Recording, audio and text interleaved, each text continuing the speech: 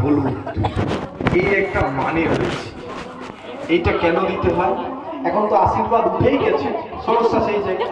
তো যাই হোক, তবু যারা একটু বোঝে তারা এই আশীর্বাদের পন্থাটা অবলম্বন করে। আশীর্বাদের অর্থ হলো, এই দুর্বা হলো, বলো বড় কত সুন্দর করে বলছে, দুর্বা কোথায় থাকে? মাটিতে, একেবারে নিচে।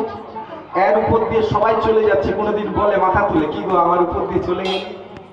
তাই বলছে দুর্বার মতো মন যেন শান্ত হয়। হ্যাঁ, আর এই ছেলেটার, এই সন্তানের যেন কোনোদিন ধান চালের অভাব না হয়, আর তেল হলদি মানে তেল মশলার যেন না অভাব হয়। বলো না গো রাধে রাধে।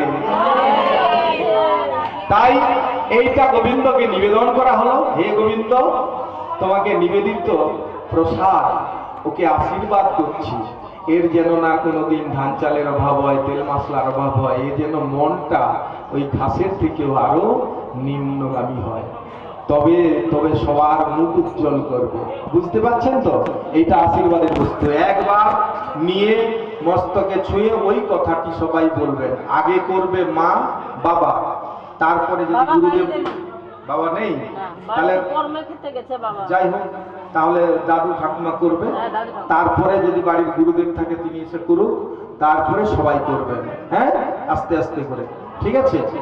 একবার দিলেন, একবার দিলে যে আশীর্বাদের ফল, তিনবার দিলেও একই ফল, ঠিক আছে? একবার দিলেই হবে। হ্যাঁ, একবার আশীর্বাদ আর 30 বার আশীর্বাদ, একই ফল, ঠিক আছে? অতএব একবার করলেই হবে। আগে